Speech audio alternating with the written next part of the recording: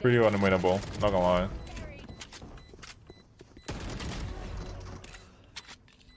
Now you don't have a good gun next round, and you don't have your ults, and you flashed yourself.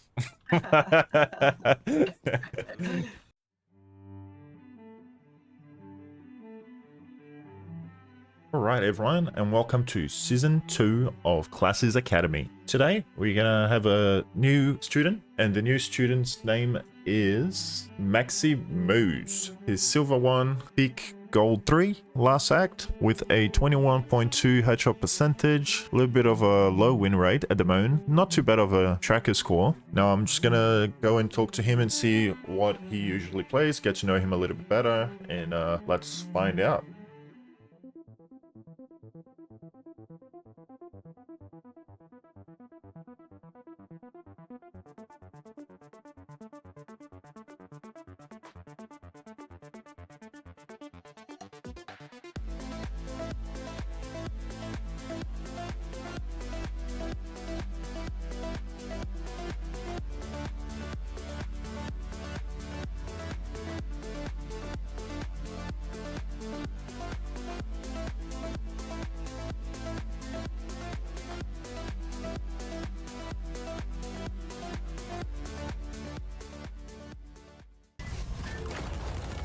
Not a bad Lear from your Reyna. You saw him getting stuck in the box. Could have just like shot the box a little bit, maybe.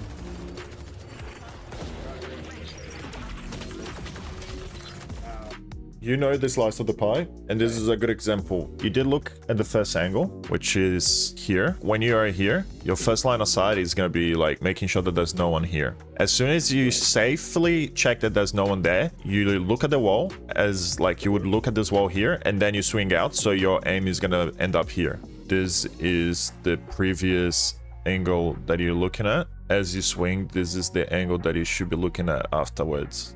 So you looked here, safely, not getting seen by this angle. You pre-aim this angle and then you swing, so you are looking here. Your crosshair placement should be where the next angle you're being opened to. As you move forward into this line, you're gonna be first open to this angle and then this angle here. The slice of the pie is you clear this angle safely and then you swing this angle. You just came out of that angle looking at the wrong angle. Look. And you were a little bit exposed, so he could see your shoulder. That's why he started shooting. You can probably just not expose so much, check this angle, and then swing to check this angle. Sage is watching this angle. No matter how she sees it, she will take a fight eventually. If you just hide here looking at the wall, and the moment that she takes a fight, you swing to fight with her, it's like you either trade or you guys kill her without anyone dying. Would you say that if there was someone tucked in here, you would have seen them?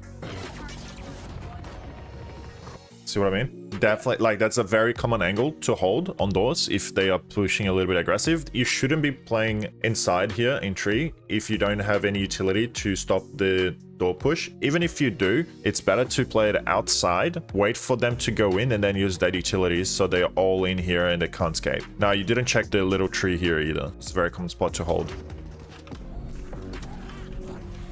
What were you blinding here? This is something you guys should be calming more, right? Maybe you could have asked a Lear from Reyna. This is your smokes. One time you saw an enemy. So sometimes the enemy can be here and here. The worst time is when the enemy is in this area here. That's the most common time for your whole team to die. That's like in my games, the amount of times that the guy backside here kills at least 2 of my teammates pisses me off that no one clears that. Because at this point, they have to either look at this point here, if you were here, you have to either look heaven or you look side. Like you have too many angles to look. So ideally with your Reyna, you should be asking her when she's here for a Lear. If she Lears out here, this guy swings and this guy on side can't really swing from the left or the right. Really good Lear. As an omen, if you want to blind something, you probably blind it like this, right? About like this, right? Because if you blind like this and she blinds like that, if the guy's here, she most likely will get the kill. And then she's gonna go across here, probably check this box just in case, because then this guy's blind. If they're playing crossfire, right? This is a really strong crossfire, by the way, on defense. If there is an enemy here, under here, over here, they have a really strong crossfire, because the moment that your team goes past this point, they're both getting shot, right? They both can shoot and your whole team is just gonna get annihilated. Every time they try and swing the guy here, they die because this guy is shooting them. Every time they try and shoot this guy is here to shoot them. So you blinding here allows your teammate to isolate the 1v1 here. Your Reyna can probably Leer again, to be honest. If she Leers again up high here, she's safe from whoever tries to push above. But it's just a combination of blinds that will most likely piss off the enemy team. Because at this point, if she blinds here and the enemy was actually behind here, then he's also blinded by you. So try using more your blind to help your team on side. Try and not blind something like this. This blind can be easily avoided. The only thing you blinded realistically is if anyone was close, they can easily go back to safety. And if they're here, they are safe. You know what I mean? You spotted someone that can nade you. That's an insta TP. And the thing is, from here, they probably don't know you're there. They probably can't hear you TP. This is their great moment to swing to show that you did TP back and hide. They can't hear you. They can't hear you TP twice. They couldn't even hear you TP the first time. Catching them by surprise by showing that you did TP is gonna make them think that now this side is clear. What happens if you had one of your teammates hiding here? You do that, then nade this area, you TP and you show yourself. Same thing. Right? But now you have someone there, you don't have to waste a TP, and this is essentially like a crossfire. You play here, the moment they swing out, you swing out, and you both just start shooting them. It's a free kill. It took you guys a pretty long time to figure out they're not on A, right? Been 13 seconds, and you just started rotating. You bought 2 flashes. How fast would you have rotated if you were playing, let's say, if you were playing Art, and you flashed through the crack here? If you have to, see, this is the good thing about Sky compared to Sova or KO, is that KO and Sova, if they use the utility instantly, when the enemy is rushing, you guys can't use anything for when the enemies are getting to site. But with this Sky, you have 2 flashes, which means that at the beginning of the round, you can send one somewhere, and that way you kind of know where they're going. You guys are playing too passive. If you are here, and then you see a bunch of enemies, the time that it will take for your teammates to rotate is pretty long.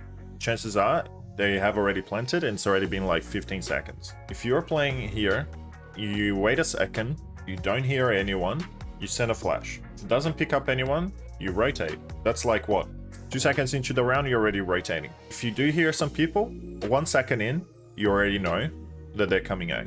You can already tell your team, hey, they're rushing, because you're gonna hear a bunch of footsteps. Sitting from back here is not giving you much information.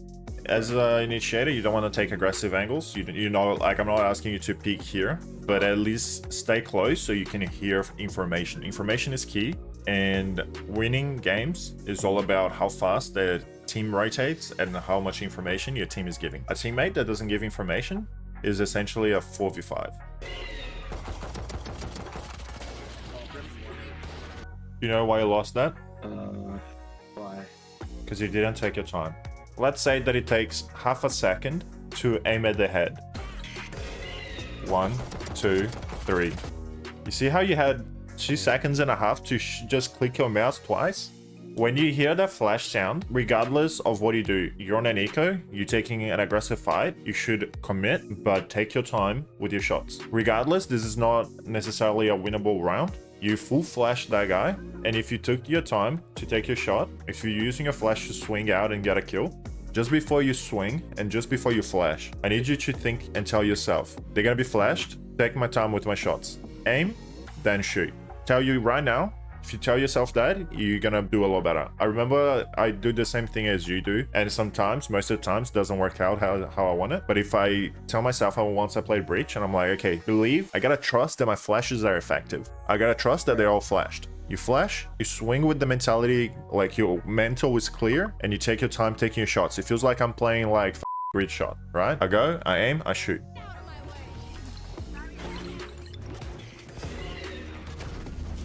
Okay, you survived by pure luck. Yeah, I don't know why she didn't. She just kind of stared at me. Okay, you're using way too much abilities. So you know that they're rushing A. Your ult is gonna do absolutely nothing here because they haven't rushed out yet.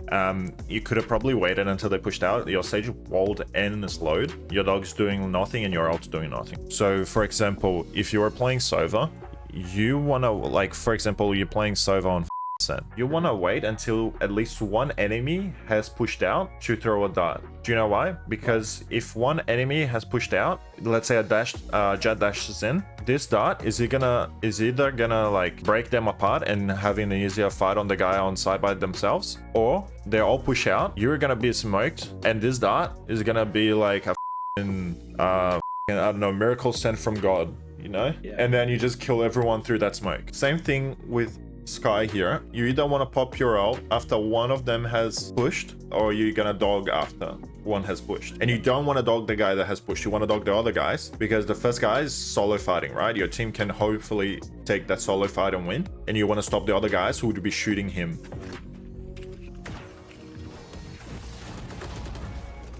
You could have just waited back to where Breach is. You know that he has a flash, so that could be dangerous. Breach has a flash, he's about to flash. You could have simply just walled him off so they can't go heaven. It's like a few things that he could have done here instead of just swing out and stop in the molly. You have an idea of where his molly is going here. He literally picked up his molly in front of you, bro. I would have swung that straight out. Your Neon could be shooting him, didn't shoot him. Look at the screen, look. He doesn't have his gun out. Right. Swing him off, like you go back, that's okay, because you didn't expect him not to have his gun out, but you should have reswung straight away, but you just stayed like this instead. Just don't stop. If you saw this happen, just keep moving, because you're gonna get out of his view. If you just didn't stop here and you kept moving, you probably would stay safe. And then worst case scenario, if you hear him pushing, just put a wall. You don't always have to take the fight. If, for example, let's say there's a 2v1 and the spike is planted, you're attacking, right? Let's say you're attacking. There was an enemy defusing, and there was an enemy holding me here. Instead of just stopping and fighting this guy, it's more beneficial for you to possibly take a shot, wide swing, and shoot the guy that is defusing, and then go back. Because when you are here, this guy's line of sight stops about here. He will not be able to see you. You take the shot and then you go back. Right. So sometimes just going past the enemy without shooting is the best course of action. And with that, it comes to the end of the first week of Season 2 of Klascy's Academy. Maximoose has had a full-on week, and I'm feeling confident. I'm feeling confident that he's actually gonna improve quite fast throughout the next weeks. It's hard to expect someone to learn everything in a week, but I am almost 100% sure that he'll get to gold 1 by the end of next week. We can see that overall his win percentage went up by 10%, but he doesn't necessarily have bad aim. From what I saw, his aim is actually pretty good, and as long as he learns those core ideas that I've been teaching him, I'm 100% sure that he will end up most likely in Plat by the end of these 3 weeks. Thanks everyone for watching. Please leave a subscribe if you like the content, and please come to the Discord if you feel like you are hard stuck or you're having a hard time ranking up. Fairly sure everyone's happy to help, and maybe you could apply for the next season. With no further ado, I'll see y'all at the end of week 2.